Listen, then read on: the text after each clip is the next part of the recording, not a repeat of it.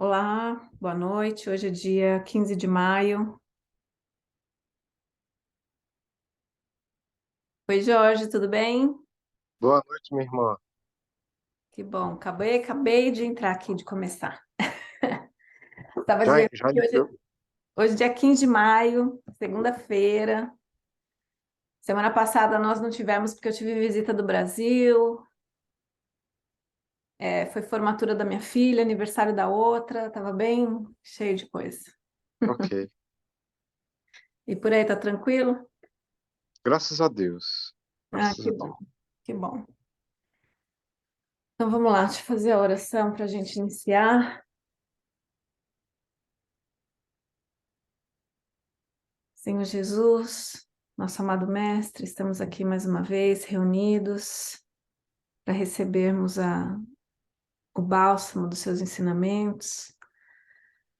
Vamos agradecer a doutrina que nós tanto amamos, para que a gente possa adquirir conhecimento cada vez mais, para que nós possamos estar equilibrados em nossas pernas, tanto físicas quanto espirituais. Agradecemos as bênçãos dos nossos queridos e amados amigos espirituais que estão sempre ao nosso redor, que estão sempre nos dando boas dicas para que a gente possa manter o nosso aprendizado sempre na ponta dos nossos dedos. E é com muito amor que, neste momento, nós abrimos essa hora de estudo e com um abraço que a gente sabe que sempre recebe do nosso amado Mestre Jesus, nos confortamos neste momento, abrimos nosso coração para receber todo esse ensinamento. E assim seja. Deixa eu pegar aqui o nosso texto. Pronto. A gente parou aí nessa página, vamos continuar com as perguntas e respostas sobre a evocação dos espíritos. Pergunta de número 30. Pode o espírito simultaneamente evocado em muitos pontos responder ao mesmo tempo às perguntas que lhe são dirigidas? Pode, se for um espírito elevado. A. Nesse caso, o espírito se divide ou tem o dom da ubiquidade. O sol é um só e, no entanto, irradia ao seu redor, levando longe seus raios sem se dividir. Do mesmo modo, os espíritos. O pensamento do espírito é como uma centelha que projeta longe a sua claridade e pode ser vista de todos os pontos do horizonte. Quanto mais puro é o espírito, tanto mais o seu pensamento se irradia e se estende, como a luz. Os espíritos inferiores são muito materiais. Não podem responder senão a uma única pessoa de cada vez, nem vir a um lugar se são chamados em outro. Um espírito superior, chamado ao mesmo tempo em pontos diferentes, responderá a ambas as evocações, se forem ambas sérias e fervorosas. No caso contrário, dá preferência à mais séria. Achei muito bonita essa comparação com o Sol e o espírito superior. Muito bonita. Nota. A gente vê Jesus, né? É. A magnitude do Espírito de Jesus. Então, ele sabe o que está acontecendo com cada um das suas ovelhas. Ele Uhum, sabe, né? E como é que ele faz isso? Para termos uma noção imperfeita, é o exemplo do sol, uhum, entendeu? Só que é muito mais que isso, né? sim. Porque né, ele não apenas está fisicamente, fisicamente não é o termo correto, Ele não está apenas presencialmente falando, energeticamente, mas também sentimentalmente. Sim, Ele sabe que passa em cada um no coração de suas ovelhas. É assim, foge à nossa compreensão, é entendeu? verdade. Muito bom. Nota a pergunta. É o que sucede com um homem que, sem mudar de lugar, pode transmitir seu pensamento por meio de sinais perceptíveis de diferentes lados. Numa sessão da Sociedade Parisiense de Estudos Espíritas, em a qual fora discutida a questão da ubiquidade, um espírito ditou espontaneamente a comunicação seguinte: Inquirieis esta noite qual a hierarquia dos espíritos, no tocante à ubiquidade. Comparai-vos a um aeróstato, que se eleva pouco a pouco nos ares. Enquanto ele rasteja na terra, só os que estão dentro de um pequeno círculo o podem perceber. À medida que se eleva, o círculo se lhe alarga, e em chegando a certa altura, se torna visível a uma infinidade de pessoas. É o que se dá conosco. Um mau espírito, que ainda se acha preso à terra, permanece num círculo restrito, entre as pessoas que o veem. Suba ele na graça, melhore-se e poderá conversar com muitas pessoas. Quando se haja tornado espírito superior, pode irradiar como a luz do sol, mostrar-se a muitas pessoas e em muitos lugares ao mesmo tempo. Channing. Bom, 31ª. Podem ser evocados os puros espíritos, o que hão terminado a série de suas encarnações? Podem, mas muito raramente atenderão. Eles só se comunicam com os de coração puro e sincero, e não com os orgulhosos e egoístas. Por isso mesmo, é preciso desconfiar dos espíritos inferiores que alardeiam essa qualidade, para se darem importância aos vossos olhos. 32ª. Como é que os espíritos dos homens mais ilustres acodem tão facilmente e tão familiarmente ao chamado dos homens mais obscuros? Os homens julgam por si os espíritos, o que é um erro. Após a morte do corpo, as categorias terrenas deixam de existir. Só a bondade estabelece distinção entre eles e os que são bons. Vão a toda parte onde haja um bem a fazer-se. 33ª. Quanto tempo deve decorrer depois da morte para que se possa evocar um espírito? Podeis fazê-lo no instante mesmo da morte, mas como nesse momento o espírito ainda está em perturbação, só muito imperfeitamente responde. Nota: sendo variável o tempo que dura a perturbação, não pode haver prazo fixo para fazer-se a evocação. Entretanto, é raro que, ao cabo de 8 dias, o espírito já não tenha conhecimento do seu estado para poder responder. Algumas vezes, isso lhe é possível 2 ou 3 dias depois da morte. Em todos os casos, se podem experimentar com prudência. Eu acho que para os espíritos que conhecem a doutrina, será que seria diferente? Minha irmã, olha, o Divaldo tem um livro muito bom, Uhum, Além da Morte, sim. né? Ele mostra uma situação bem diversa. Esse livro é tão importante que o espírito André Luiz, ele fez o prefácio do livro. Deixa eu mostrar aqui. Uhum. Eu, eu descobri esse livro como? Vendo uma live do Divaldo, ele comentou, né, esse livro aqui, ó. Deixa eu ver, eu não estou conseguindo me ver aqui. Deixa eu ver se eu consigo. Dá para ver. Dá para ver o livro? Dá. Esse livro aqui Ele tem o prefácio, deixa eu ver, confirmar aqui.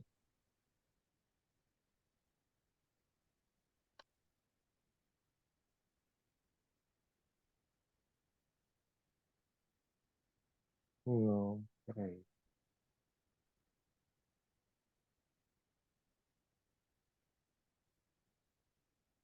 Bem, ele narra, o nome do livro é Além da Morte, Uhum. tá? Então, assim, nem sempre, claro que o conhecimento espírita, ele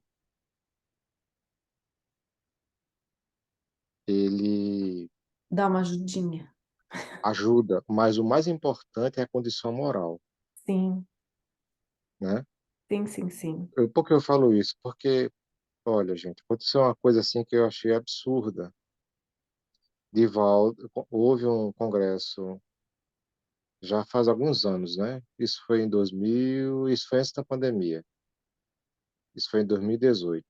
Uhum. Houve uma turba de espíritas que se dizem espíritas à esquerda. Aí eu pergunto, existe espírita à direita e à esquerda? Quem Uhum. se pronuncia à esquerda ou à direita não está com Cristo. Eu vejo dessa forma. Uma opinião pessoal da minha parte, Uhum. tá? O cristianismo é o cristianismo. Não existe esse cristianismo à esquerda ou à direita.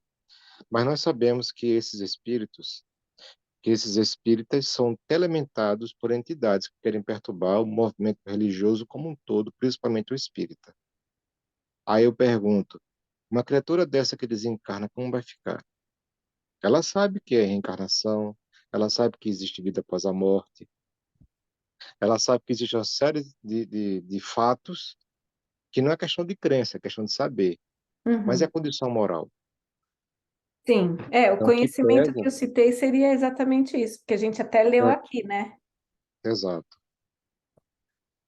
a, o que pesa é a condição moral.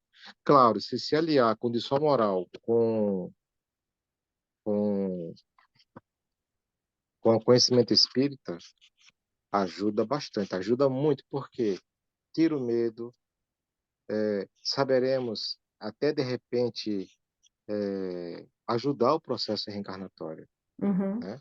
Eu conheci vários confrades, e não eram pessoas comuns do movimento espírita, em que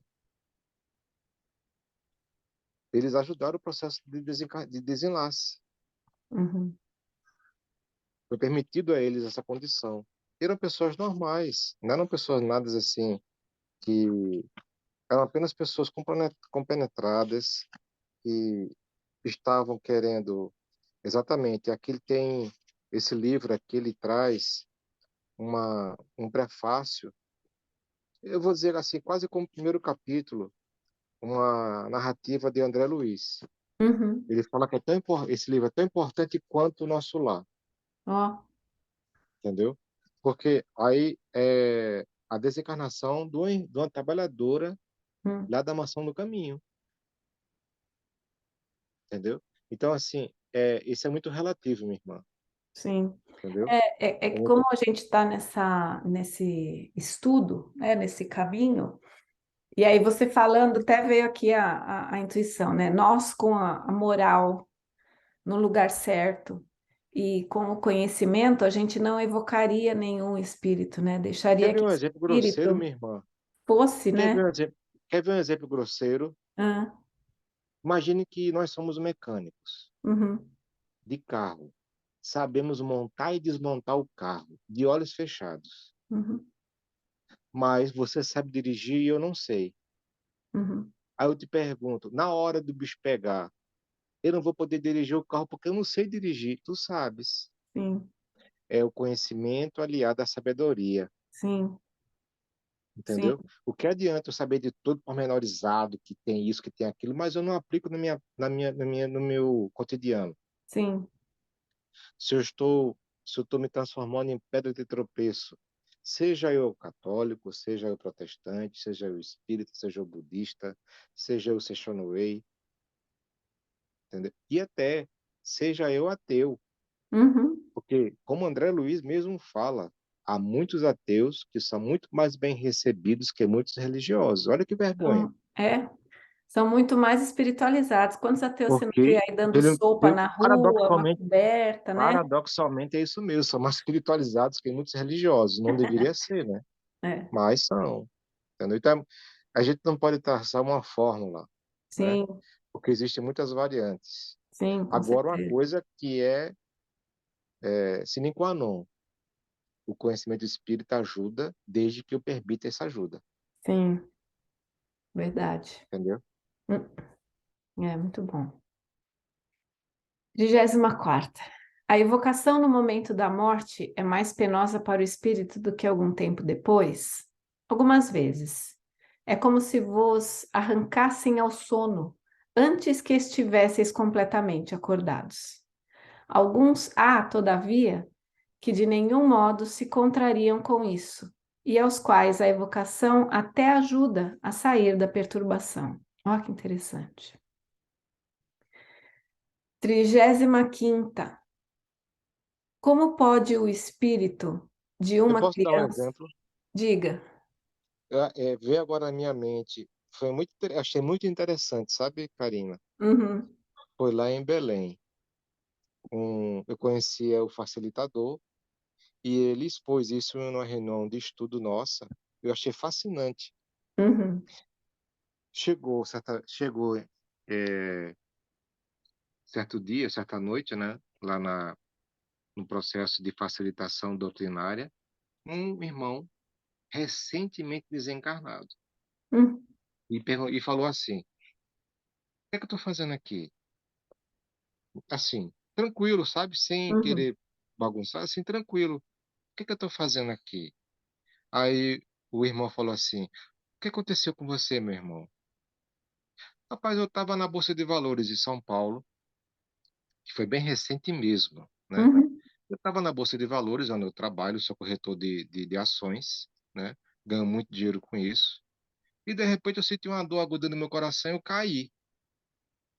Eu caí e, para minha surpresa, os meus colegas deram as costas para mim. Quem me socorreu foi os varredor, foi o faxineiro, foi o que serve o cafezinho. Foi eles que me socorreram. E eu ó, vi tudo. Eu vi meu corpo no chão e eu fiquei sem entender o que estava acontecendo comigo. E eu fiquei assim no estádio assim, sem saber o que está acontecendo comigo. Aí eu não fiquei, eu fiquei acompanhando meu corpo, eu vi meu corpo. E de repente eu estava lá, meu corpo eu fui levado para o hospital, eu vendo tudinho, eu uhum, vendo o batimento cardíaco daquele aparelhinho no hospital, e de repente eu vi a musiquinha, pi, eu falei, eita, ele bom, ficou assim, eita, e agora? Entendeu? Aí o irmão soube muito bem, não, meu irmão, veja só, você presenciou o falecimento do seu corpo. Ah, então morrer é assim? É, meu irmão. E aí, para aí. Olha, gente, eu lidei com muito dinheiro. Eu sei que dinheiro agora não serve mais para nada. O que que eu preciso fazer para ajudar? Meu irmão, você está vendo aí ao seu lado umas pessoas, enfermeiras? Tô. Acompanhe elas e você vai ser levado para um hospital. Lá você vai passar por algum curso, capacitação, e você vai poder nos ajudar. É assim? É. Você quer ir? Quero. E foi-se embora. ó, Veja só, gente, uma pessoa que não era espírita, uhum. focada na vida material, recentemente desencarnado. Bobear até muito mais fácil do que um religioso, né? Porque se fosse um Exato. religioso da igreja, falou, cadê o Porque santo agora fulano? Cadê o anjo disso, né? nós sabemos pela lei divina que Deus é justo Hum, e a sua justiça é misericordiosa e justa, né? sim, Então, com certeza, esse irmão deve ser uma pessoa boa, boa. né? Tem os Hum, seus defeitos, como qualquer ser humano na Terra tem seus defeitos. é, Mas veja só, foi fácil para ele. Como é sim. que é agora? Para esse negócio de dinheiro não vale mais nada? O que é que tem que fazer para crescer, para ajudar? Ah, é assim que tem que fazer? Então pronto, eu vou fazer isso. E foi, feliz da vida. Acabou. Passou a página, virou a página. Ó. E, às vezes, veja só como a coisa varia quase ao infinito. Hum, Muitos médios, quando vão para os cemitérios, vê lá, e inclusive a gente vê isso narrado na obra mediúnica de Divaldo, de Chico Xavier, hum. espíritos ainda presos aos seus despojos materiais. É. Se a gente for nos castelos da França, da Inglaterra, espíritos presos aos, a, às suas personas que já não existem mais. Uma persona é uma coisa, o espírito mortal é outra. Uma persona é aquela situação que eu vivencio com o ego, naquela existência. Uhum. Quando essa minha existência, quando esse corpo perecer, vai junto o ego. Sim, Então, se eu ficar junto com o meu ego, eu vou estar sofrendo, sim. entendeu? É, interessante Então, mesmo. assim, varia muito, né? É. Às vezes, outra situação, minha irmã, houve a Guerra dos Holandeses lá em Pernambuco, em Salvador. Foi 1642. 400, quase 400 anos depois, ainda havia espíritos pensando que estavam na guerra da Holanda. É, A guerra da, entendeu? sim. Aí se pergunta, onde estava o apoio espiritual? Sempre teve presente. É. Sempre teve presente. Sempre estava atentos, entendeu? Só que em determinado momento eles começaram a se permitir a ajudar, a Hum, ser ajudados, sim, entendeu? com certeza. Muito bom. 35ª. Como pode o espírito de uma criança que morreu em tenra idade responder com conhecimento de causa, se quando viva ainda não tinha consciência de si mesma? A alma da criança é um espírito ainda envolto nas faixas da matéria. Porém, desprendido desta, goza de suas faculdades de espírito, porquanto os espíritos não têm idade, o que prova que a criança já viveu. Entretanto, até que se ache completamente desligado da matéria, pode conservar na linguagem traços do caráter da criança.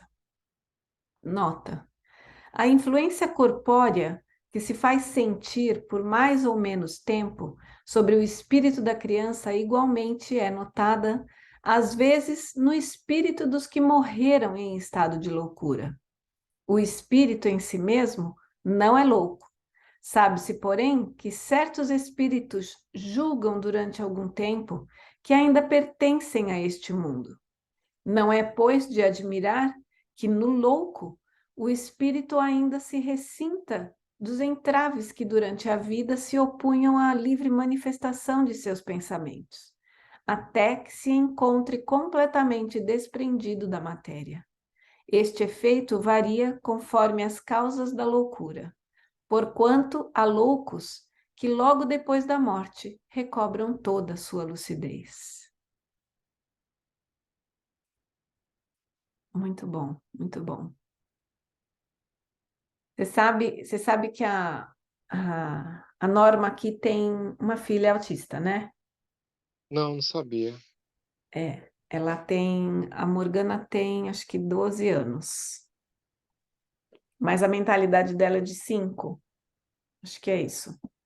É igual do meu filho. Meu filho tem mentalidade de 4, 5 anos. É, e aí eu fiz uma terapia de regressão com ela, de hipnose com regressão, e com Com criança a a, gente com usa a norma, desenho, com a com a norma. filha dela, com a menina Então, eu autista. fiz um moderado, né? Não, é bem forte. Ela toma bastante remédio porque ela tem bastante movimentos.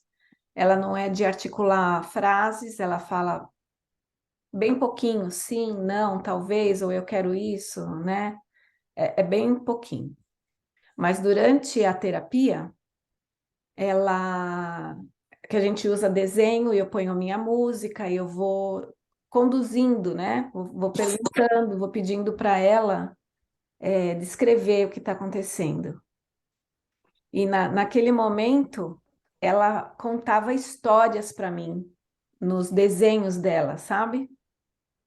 E dava para ver claramente que ela sabe das limitações dela e o quanto ela gostaria de estar ajudando a mãe dela, porque ela também reconhece o quanto que a mãe dela faz por ela. Muito interessante. Ela é em estado alterado de consciência, né? É, é que assim, é muito sutil, né? Ela não. A gente simplesmente. Eu coloco a música e eu falo, vamos fazer um desenho? E aí, o primeiro desenho dela, eu falo, eu só faço a indução. Eu faço a minha oração antes, porque essa minha técnica de regressão, ela é metade espiritual, né? Quem faz são os amigos espirituais, não é só uma técnica, entendeu? Uhum. Tanto é que a minha professora, ela é espírita, conhecedora da doutrina, trabalha ativamente num centro. Eu nem sei de qual estado que ela é, mas eu acho que ela é de Minas, enfim. E é bem gostosa de trabalhar, bem gostoso de trabalhar com essa terapia, porque é 50, vamos dizer que eu falo que é 40% o meu trabalho e 60% a espiritualidade, né? E foi bem interessante dela articular histórias e histórias nos desenhos dela, sendo que quando ela está falando com a gente, ela é curta e grossa, sabe? Ela sempre fala pouquinho. E aí dá para você perceber o quão a missão dela nessa vida de vir, né, dessa maneira, que ela ensina bastante a gente, sabe? Da maneira Uhum. dela de usar muito as emoções, de reconhecer o clima do ambiente, de reconhecer as pessoas, dela querer estar junto com certas pessoas e certas pessoas não. Então é bem interessante essa missão dela de ter vindo autista para nessa encarnação. Oi, Su, Oi, seja bem-vinda. tarde, mas aqui. É isso aí. Boa E noite, aí? Su. Boa noite, Jorge, tudo bem? Tudo bem? Bom te ver. Igualmente. E é isso. Você quer fazer algum comentário com relação às crianças, à loucura? Minha irmã, a gente fica às vezes pensando assim, como é que fica? Porque eu quero dizer, há alguns relatos de pessoas verem crianças em aparições. Uhum, Mas entendamos o seguinte: como sabemos que a assistência às crianças é constante, uhum. então aquele médium que está vendo um espírito em forma de criança, ele está querendo se mostrar como uma Como criança. criança. Uhum, Ele não é uma criança mentalmente, sim, entendeu? sim. Então, assim, a criança desencarnou, ela é rapidamente amparada, independente do estado moral dela. Hum, A criança que eu digo, desde a concepção, na barriga da mãe, no útero da mãe, aos seus 7, 8, 9 anos. Depende muito da sua condição mental de criança. Aí se pergunta, e aquelas crianças que já com 8, 9 anos praticam crimes horrendos? hum, A gente percebe que não é uma criança mentalmente mais. É apenas um espírito perverso num corpo pequenino. sim. Há uma diferença, entendeu? Hum, Então, as leis cósmicas abrangem a todos. sim. Mesmo esse espírito em formato de criança, ele vai ser ajudado se ele se permitir ser ajudado. O arrependimento é aberto a todos. Pode um espírito que cometeu vários crimes, no momento da morte, se arrepender? Pode. E já começou o processo de reparação ali. Vai ser o quê? Reparação, expiação e, Regeneração. e o quê? Não esqueci. Regeneração? É resgate, né? Ele Sim. vai expiar a falta, vai reparar a falta e vai progredir, Uhum. entendeu? Uhum. Então, assim, e com relação à loucura, também depende muito da condição moral do espírito, Sim. né?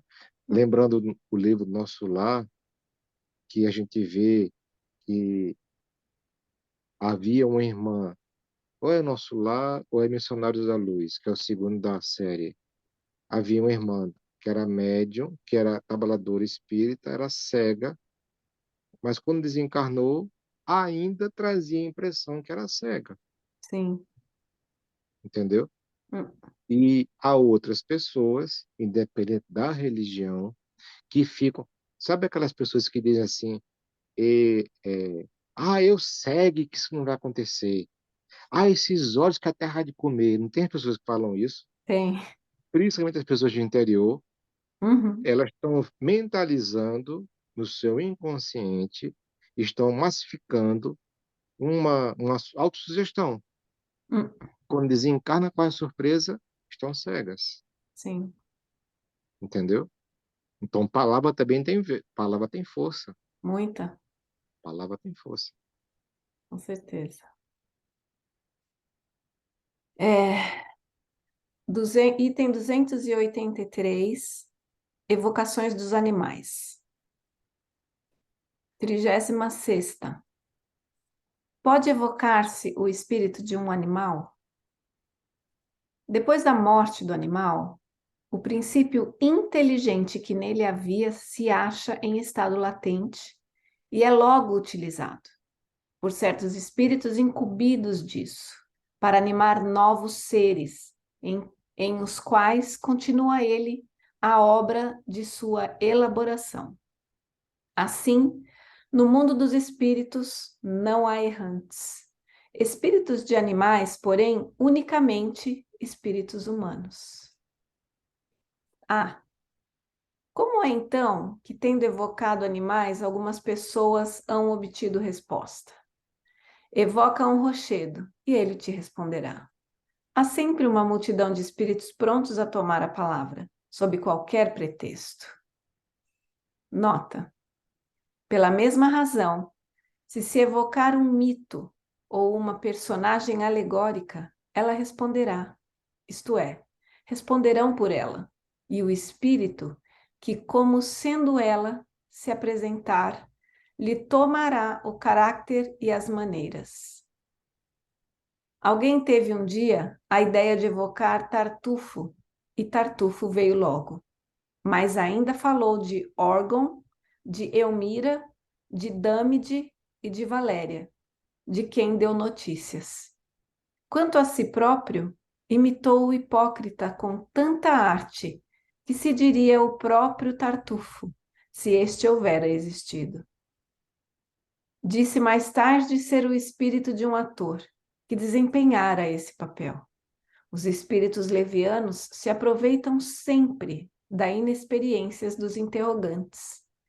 Guardam-se, porém, de dirigir-se aos que eles sabem bastante esclarecidos para lhes descobrir as imposturas e que não lhes dariam crédito aos contos.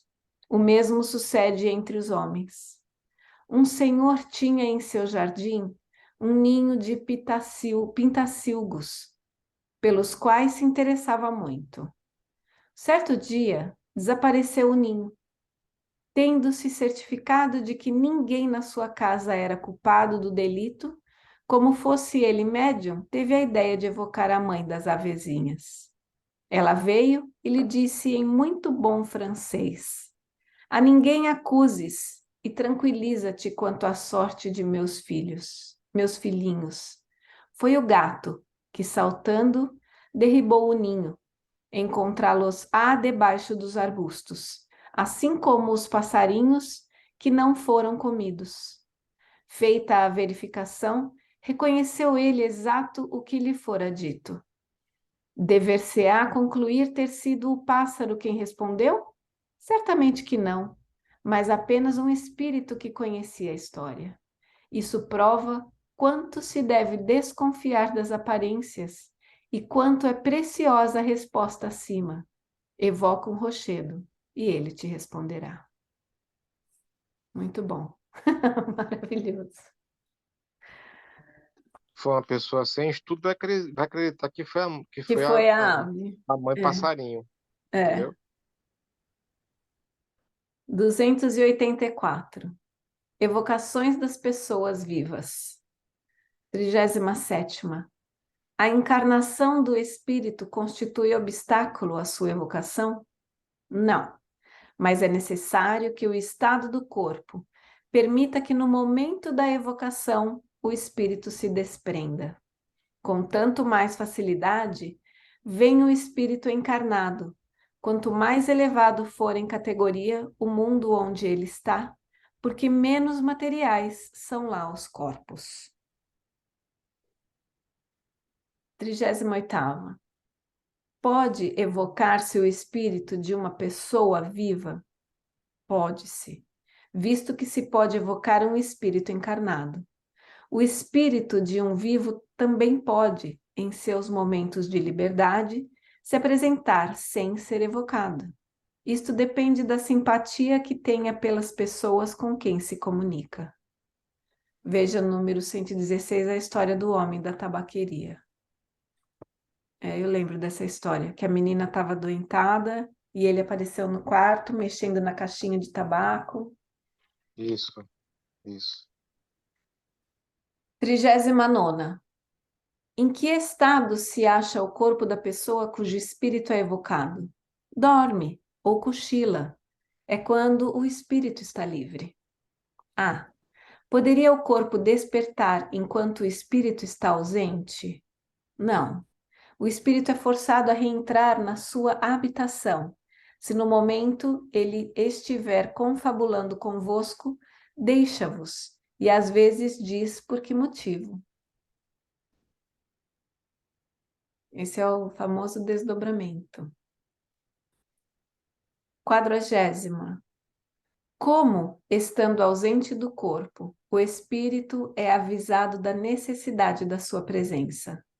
O espírito jamais está completamente separado do corpo vivo em que habita, qualquer que seja a distância a que se transporte.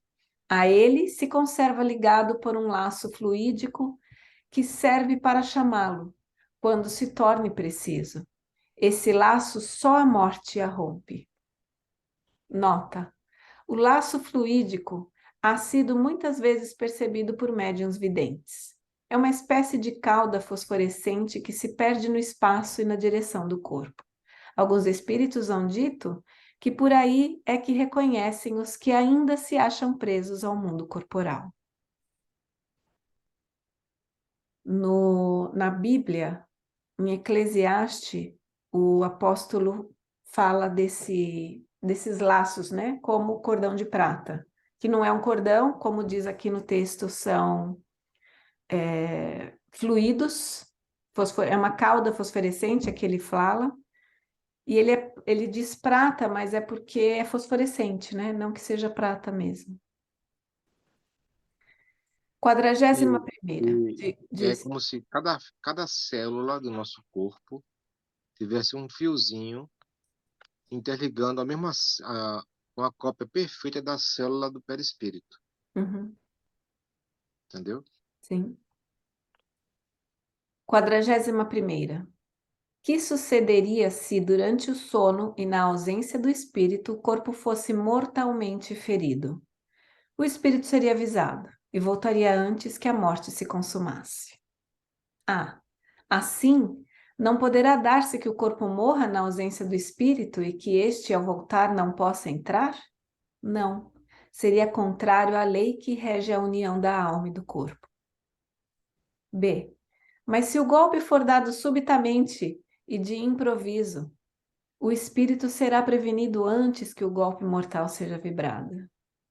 Nota: interrogado sobre este fato, respondeu o espírito de um vivo.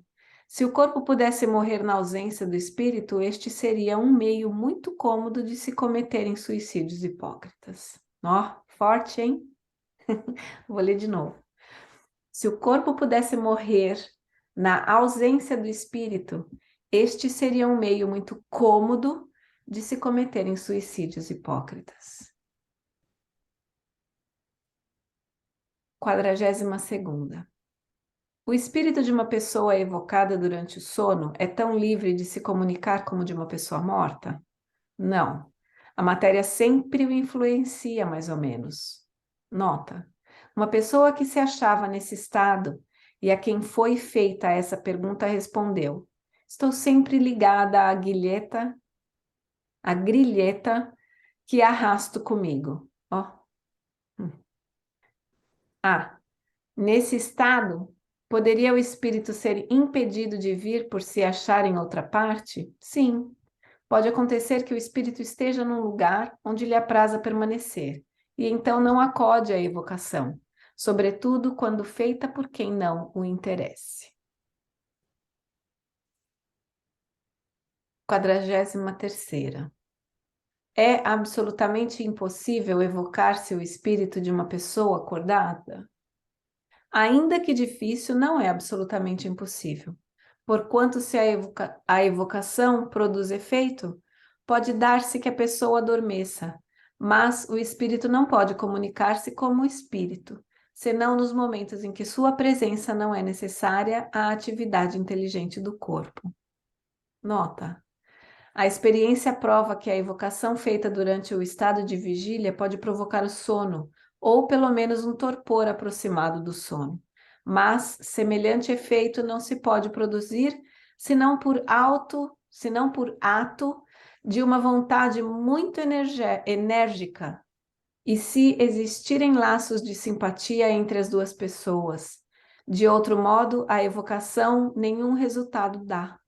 Mesmo no caso de a evocação poder provocar o sono, se o momento é inoportuno, a pessoa não querendo dormir, oporá resistência, e se sucumbir, seu espírito ficará perturbado e dificilmente responderá.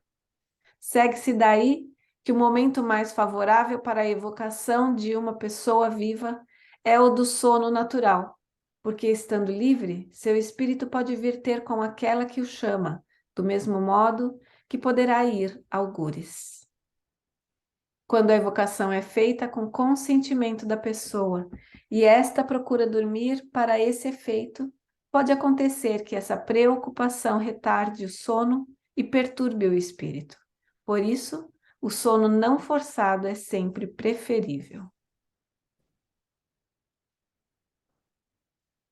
44ª. Eu acho que, antes de ler aqui, falando da evocação do espírito encarnado, que ele diz aqui que dá sono, né? Que, enfim, dependendo da atividade da pessoa encarnada e acordada, às vezes o pensamento chama aquela pessoa e a pessoa até mesmo pode procurar, né? Por meio de telefone hoje, né? Que é muito mais fácil, naquela época não tinha isso.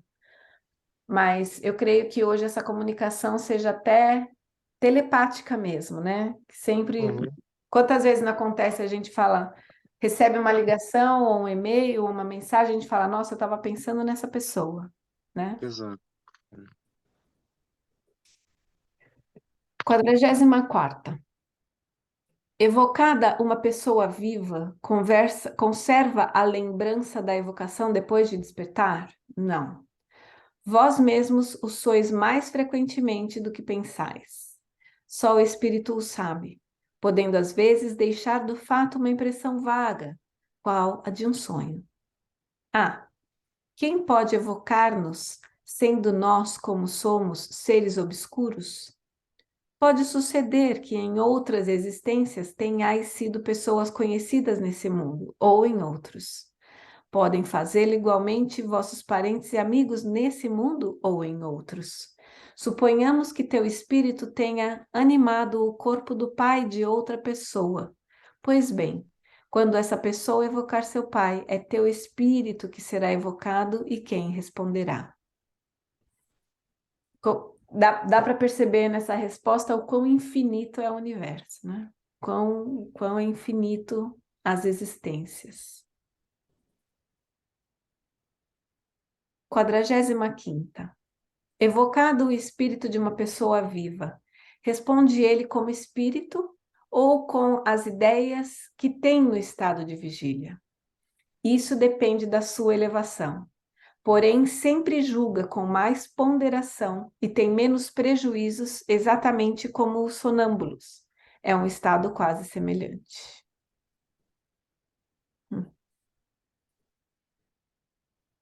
46ª. Se fosse evocado no estado do sono magnético, o espírito de um sonâmbulo seria mais lúcido do que o de qualquer outra pessoa? Responderia sem dúvida mais facilmente, por estar mais desprendido. Tudo decorre do grau de independência do espírito com relação ao corpo. Poderia o espírito de um sonâmbulo responder a uma pessoa que o evocasse à distância, ao mesmo tempo que respondesse verbalmente a outra pessoa?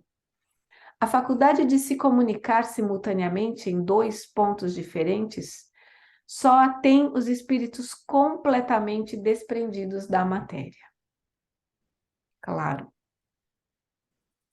47ª. Poder-se-iam modificar as ideias de uma pessoa em estado de vigília, atuando-se sobre o seu espírito durante o sono? Algumas vezes será possível, não estando o espírito então preso à matéria por laços tão estreitos. Mais acessível se acha às impressões morais, e essas impressões podem influir sobre a sua maneira de ver no estado ordinário. Infelizmente, acontece com frequência que, ao despertar ele, a natureza corpórea predomina e lhe faz esquecer as boas resoluções que haja tomado. A gente chama isso, eu não digo aqui mudar a ideia de alguém, mas você pode dar uma ideia para alguém enquanto dormindo. É muito mais fácil de fazer isso com criança. Quando a criança está dormindo e os pais repetem, né, algumas frases, é lógico, com muito boa intenção e com amor, né? Se os pais fazem isso para a criança durante o sono, durante a vigília a criança vai captar essa mensagem, né? Principalmente porque foi dita com amor, né? Não adianta você ter uma má intenção e começar a repetir algumas coisas para a criança enquanto está dormindo, porque a gente tem o nosso livre-arbítrio enquanto espírito também, né? Você vai falar? Não, é isso mesmo, irmão. Né? 48ª. É livre o espírito de uma pessoa viva de dizer o que queria? O que queira, sim. Ele tem suas faculdades de espírito e, por conseguinte, seu livre-arbítrio.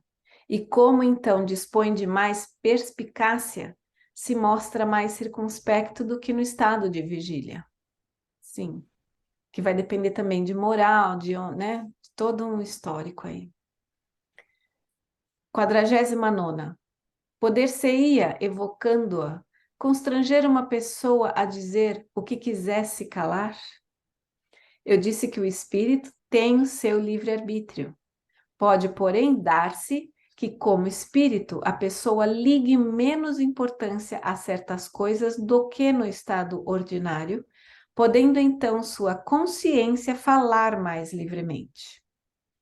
Demais, se ela não quiser falar, poderá sempre fugir às importunações, indo-se o seu espírito embora, porquanto ninguém pode reter um espírito como se lhe retém o corpo. Com certeza.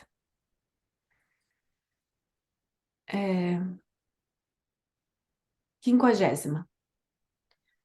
Poderia o espírito de uma pessoa viva ser constrangido por outro espírito a vir a falar como se dá com os espíritos errantes? Entre os espíritos, sejam de mortos ou de vivos, não há supremacia senão por efeito da superioridade moral. E bem deves compreender que um espírito superior jamais prestaria apoio a uma covarde indiscrição. Muito bom. Nota. Este abuso de confiança seria efetivamente uma ação má, mas que nenhum resultado poderia produzir, pois que não há meio de arrancar-se um segredo ao espírito que o queria guardar, a menos que, dominado por um sentimento de justiça, confessasse o que em outras circunstâncias calaria. Uma pessoa quis saber, por esse modo, de um de seus parentes, se o testamento que por este fora feito era a seu favor. O espírito respondeu: sim, minha cara sobrinha, e terás em breve a prova. A coisa era de fato real, mas poucos dias depois, o parente destruiu seu testamento e teve a malícia de fazer disso ciente a pessoa, sem que, entretanto, haja sabido que esta o evocara.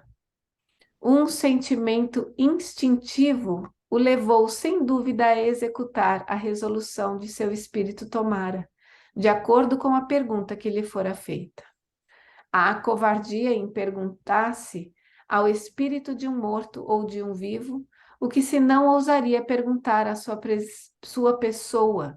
Covardia essa que nem mesmo tem, por compensação, o resultado que se pretende. Uau. Isso é prova de que quando a gente está dormindo, ou está em sonho, ou a gente está em meditação que seja, e um espírito amigo venha nos alertar de alguma coisa, né? E a gente simplesmente tem como uma intuição ou um sentimento de alerta, né? Não só para as coisas ruins, mas para as coisas positivas também. 51ª. Pode evocar-se um espírito cujo corpo ainda se ache no seio materno? Não. Bem sabes que nesse momento o espírito está em completa perturbação. Nota: a encarnação não se torna definitiva senão no momento em que a criança respira. Porém, desde a concepção do corpo, o espírito designado para animá-lo é presa de uma perturbação que aumenta à medida que o nascimento se aproxima e lhe tira a consciência de si mesmo, e, por conseguinte, a faculdade de responder. No Livro dos Espíritos, De Volta do Espírito à Vida Corporal, União da Alma e do Corpo, número 344. Deve ter essa pergunta e resposta. 52ª. Poderia um espírito mistificador tomar o lugar de uma pessoa viva que se evocasse? É fora de dúvida que sim, e isso acontece frequentemente, sobretudo quando não é pura a intenção do evocador. Em suma, a evocação das pessoas vivas só tem interesse como estudo psicológico. Convém que dela vos abstenhais sempre que não possa ter um resultado instrutivo. Nota: se a evocação dos espíritos errantes nem sempre dá resultado, conforme a expressão usada por eles, muito mais frequentemente é que assim aconteça com a dos que estão encarnados. Então, sobretudo, é que os espíritos mistificadores se apresentam em lugar dos evocados. 53ª. Tem inconvenientes a evocação de uma pessoa viva? Nem sempre é sem perigo, dependendo isso das condições em que se acha a pessoa, porquanto, se estiver doente, poderá aumentar-lhe os sofrimentos. 54ª. Em que caso será mais inconveniente a evocação de uma pessoa viva? Não devem evocar-se as crianças de tenra idade, nem as pessoas gravemente doentes, nem ainda os velhos enfermos. Numa palavra, ela pode ter inconvenientes todas as vezes que o corpo esteja muito enfraquecido. Nota: a brusca suspensão das qualidades intelectuais durante o estado de vigília também poderia oferecer perigo, se a pessoa nesse momento precisasse de toda a sua presença de espírito. Ou seja, né, o gasto energético nessas situações seria imenso, que se ele tiver debilitado, pode até provocar desencarnação. É. 55ª. Durante a evocação de uma pessoa viva, seu corpo, embora ausente, experimenta fadiga por efeito do trabalho a que se entrega o seu espírito? Uma pessoa que se encontrava nesse estado e que pretendia que seu corpo se fatigava, respondeu assim a essa pergunta: Meu espírito é como um balão cativo preso a um poste. Meu corpo é o poste, que as oscilações do balão sacodem. Bonito até, né? Vou ler de novo. O meu espírito é como um balão cativo preso a um poste.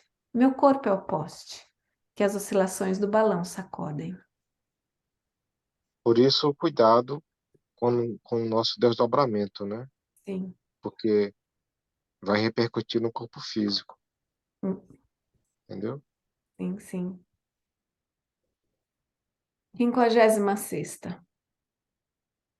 Pois que a evocação das pessoas vivas pode ter inconvenientes quando feita sem precaução, deixa de existir perigo quando se evoca um espírito que não se sabe se está encarnado e que poderia não se encontrar em condições favoráveis? Não, as circunstâncias não são as mesmas. Ele só virá se estiver em condições de fazê-lo. Aliás, eu já não vos disse que perguntasseis antes de fazer uma evocação se ela é possível? Boa. 57ª. Quando nos momentos mais inoportunos experimentamos irresistível vontade de dormir, provirá isso de estarmos sendo evocados em alguma parte? Pode sem dúvida acontecer que assim seja.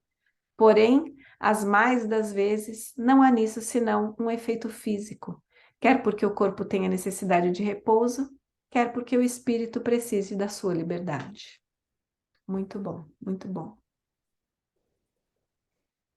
Bom, por hoje a nossa leitura se termina. Aliás, muito boa a leitura, muito boas leituras. Deixa eu terminar, que eu acabei de olhar aqui, tem uma notinha nessa pergunta. Uma senhora de nosso conhecimento, médium, teve um dia a ideia de evocar o espírito de seu neto, que dormia no mesmo quarto. A identidade foi comprovada pela linguagem, pelas expressões habituais da criança e pela narração exatíssima de muitas coisas que lhe tinham sucedido no colégio. Mas ainda uma circunstância a veio confirmar. De repente, a mão da médium para em meio de uma frase, sem que seja possível obter-se mais coisa alguma. Nesse momento, a criança, meio despertada, fez diversos movimentos na sua cama. Alguns instantes depois, tendo novamente adormecido, a mão da médium começou a mover-se outra vez, continuando a conversa interrompida. A evocação das pessoas vivas, feita em boas condições, prova da maneira menos contestável a ação do espírito distinta da do corpo, e, por conseguinte, a existência de um princípio inteligente independente da matéria. Muito bom. Muito bom, muito bom. Bom, já estamos no nosso horário. Jorge, quero convidar você a encerrar a nossa reunião com uma oração. Tudo bem. Vamos fechar nossos olhos e mentalizar aquilo que é o caminho, verdade e vida.